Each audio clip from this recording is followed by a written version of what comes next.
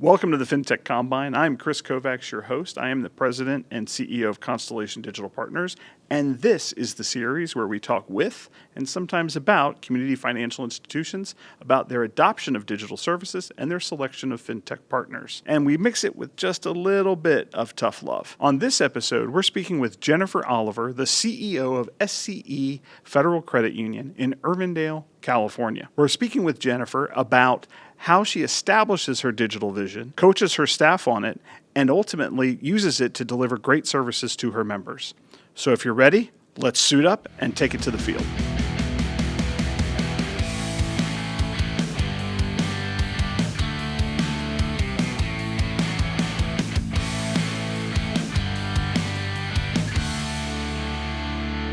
So Jen, thank you very much for joining us today.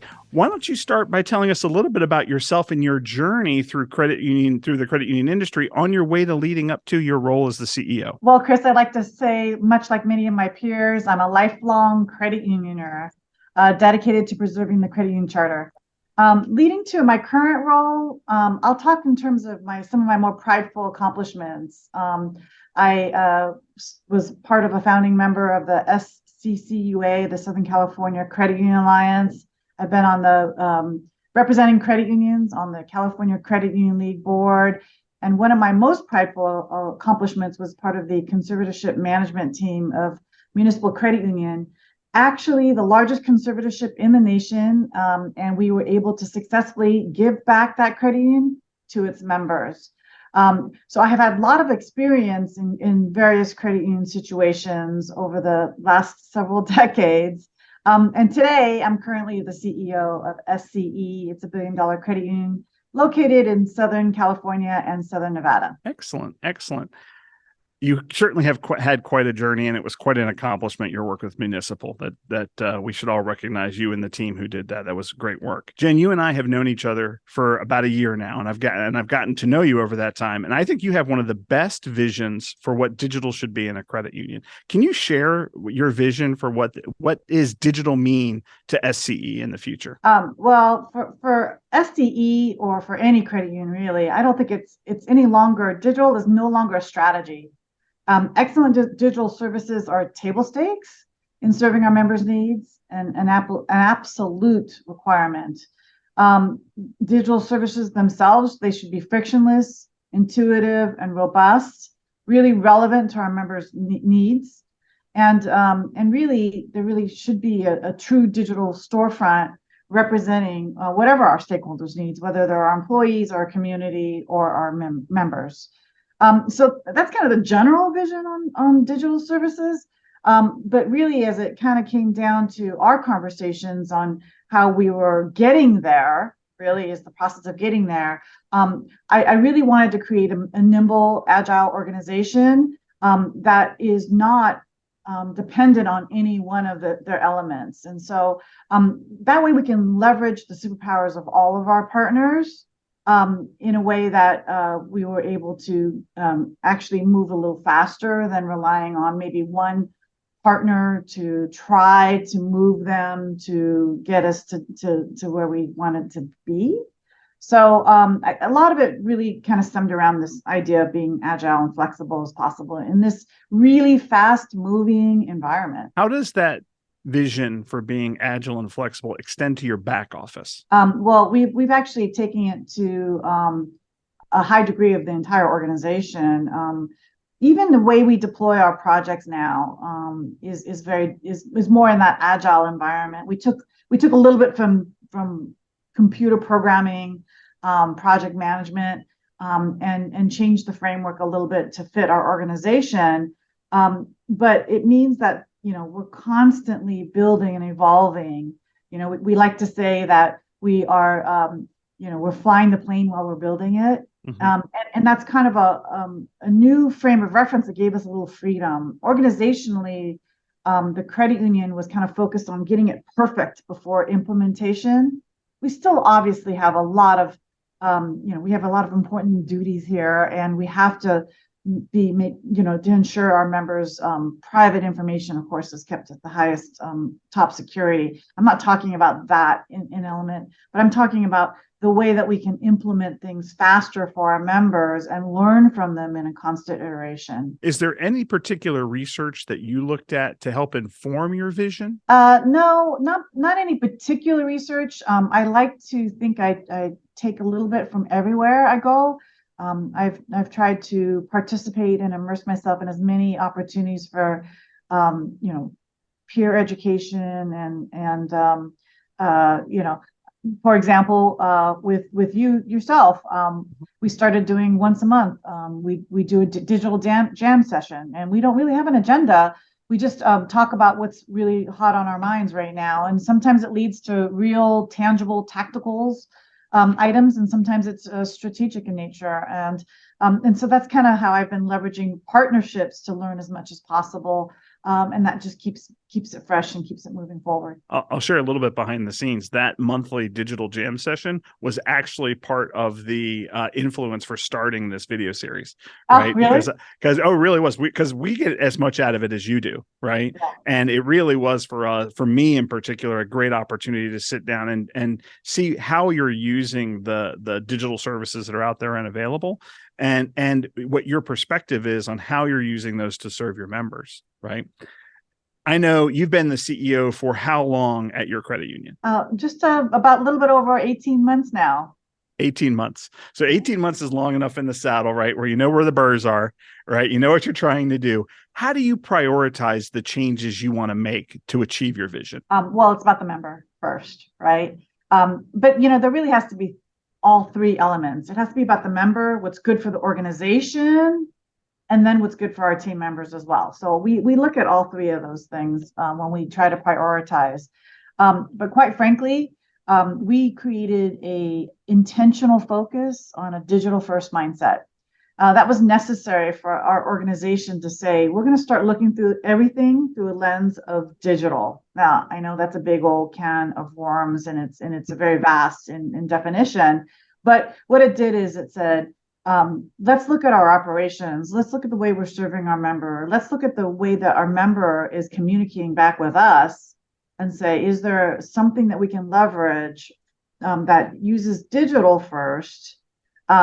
And then we can move the operation around it, which is very different than we used to do it, which is operations first, and then digital maybe is part of that solution set. Did you centralize the team that was really leading this effort, or is it your expectation as a leader that everyone on your leadership team is thinking this way? Yeah, so theoretically, everybody in this organization ought to be looking at the entire operation through the lens of the member experience. But in reality, I found that I needed to champion. So we actually, if you will, centralize that behind a champion, an individual who is responsible for saying, you know what, hands up, this is not the frictionless member experience that our members demand and deserve. And so, so we have kind of a little bit of accountability there in that regard. But really, we try to involve everyone looking through that lens and try to remind each other always to look through that lens. How do you, and how does your leader in this function, how do you select the fintechs that you're going to work with? Right now it's a fast moving operation. There's constantly new fintechs in every space, whatever gap you're trying to fill. I feel that there's several partners and players there, and sometimes they've been around for a while. Sometimes they're brand new on the block, and that's when it gets the most challenging, right? Because we have to make decisions, right, that are around, the longevity of an organization. Can they continue to support our member needs? Can they continue to deliver on that? So a lot of it kind of boils down to partnerships and what that partnership is going to look like. So I spend a lot of time kind of doing gut checks with my partners to see, do they feel flexible? Do they feel confident? Do they see the vision? Do we share in some of that vision, or do they challenge me personally in that vision in a positive way? And that's generally the framework we start with. And then we go through our due diligence process, the normal due diligence process that credit unions have already structured and created. But I won't even proceed with a partner unless they kind of pass those gut checks. When you're considering a new partner, you talked about vendor management and being able to, and looking at them from a due diligence perspective. Do you apply the same level of rigor for a startup fintech as you would for a, say, large scale core provider? Well, it depends, right? It depends on what that provider is providing. Honestly, again, when it boils down to PII, yes, absolutely, we have the same level of rigor across the board, right?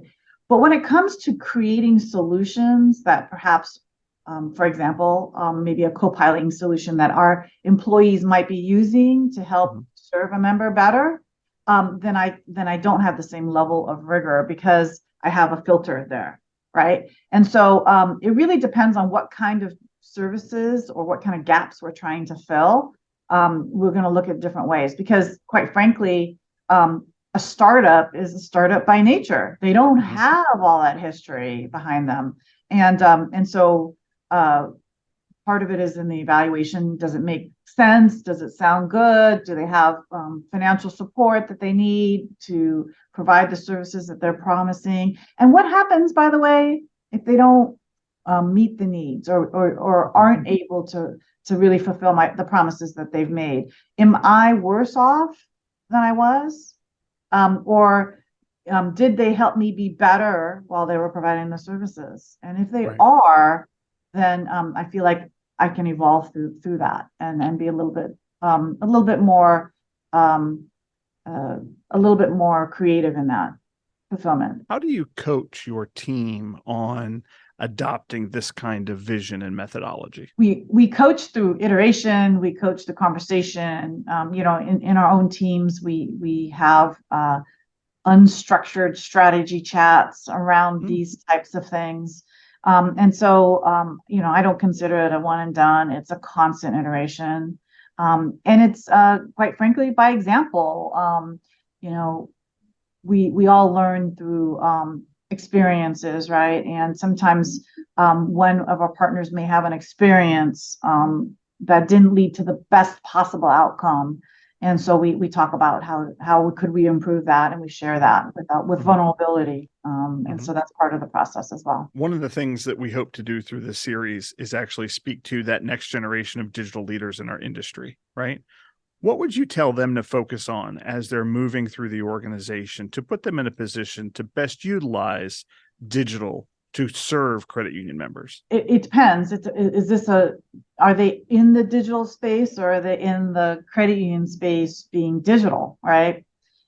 And I ask that because I do think it's two different mindsets, right? The way I'm looking at it, I'm leveraging my partnerships to be smarter than I am, right? To add more digital intelligence into the room. So I want them to be as creative as possible and then look for ways to help fill gaps that we might need, right? Try to anticipate what we're going to need. But if you're internal and you want to shift into digital, then the encouragement would be just a little different. The encouragement would be go out and talk to as many potential partners as possible. Learn from them. Ask them how they got there. Ask them how did they frame that need or see that need, because it's going to be different than the way I see it. And I think that helps keep me balanced when I do that. And so I would tell people regardless, on both sides of the house, it's about collaborations and bringing lots of opportunities to come together with other people and hearing varying opinions about things and needs. That's great. That is so true. You have to, I tell young folks, you got to learn the business first, right? And if you don't know the business, you'd have a hard time learning where to apply digital to it. Right. Yeah. So I think at the same time, you're talking about you got to learn the business, you've got to learn digital, and you've got to challenge your assumptions, right? Talk with people who challenge your assumptions. So I truly appreciate that. And I think that's actually one of those areas where I constantly do is I constantly challenge my assumptions because the world is changing and I have to change with it, and I can't change with it unless unless I am constantly pushed in that direction, right? Right. With all of this change, how do you keep score? How do you measure success? What are the metrics you're looking at? Well, the metrics I'm looking at just boil right back down to some basic stuff, right? I think digital again it's not a strategy; it's just part of what we do, right? It's how we create access for our members, and so how I keep score, is what is the member sentiment? What are they saying, right? I want to try to capture as much of that as possible, and quite frankly, I think that if we're doing a great job, we should be rewarded by growth and engagement from our members. And so we're looking to move the needle in those areas. And lastly, if I roll something out and it's not utilized, well, it's probably not successful. And so what do I need to do to create either success in that area or what needs to be changed in order to make for it to be more successful? And so Right. it's utilization. Right. Excellent. Well, Jen, you have shared a ton with us, and I am very appreciative that you took the time out of your very busy schedule today to be able to fit us in. Is there anything else you'd like to say to our audience of fintechs and credit union leaders before we sign off? Well, first of all, I want to say that I am not a techie. So, the way I kind of describe it is I know enough to be dangerous because I didn't grow up in that world at all. But I would challenge everybody to have a higher digital IQ. Now, I don't know how you're going to get that digital IQ. It's going to be different for everybody depending on where you start. But I would challenge everybody to work harder in that area because you'll be left behind if you don't. It is very true. It's like a natural artistic talent, right? You don't have to be born a techie. You don't have to have been a member of the AV club in elementary school like some of us, right? You can actually learn how the application of this technology makes lives easier for credit union members and to your very point, members of your back office team as well. And I think that's really great. And that is exactly what we hope to achieve with this podcast series. So, Jen, again, I appreciate you so much. Thank you for coming on. It was good chatting with you. And we will see you soon. See you soon. Can't wait. Thanks, Jen. Thanks. That was a great episode with Jen. To follow this series, like and subscribe on your platform of choice. And don't forget to join our Discord server where we can continue the conversation. Thank you for joining us today. We will see you next time.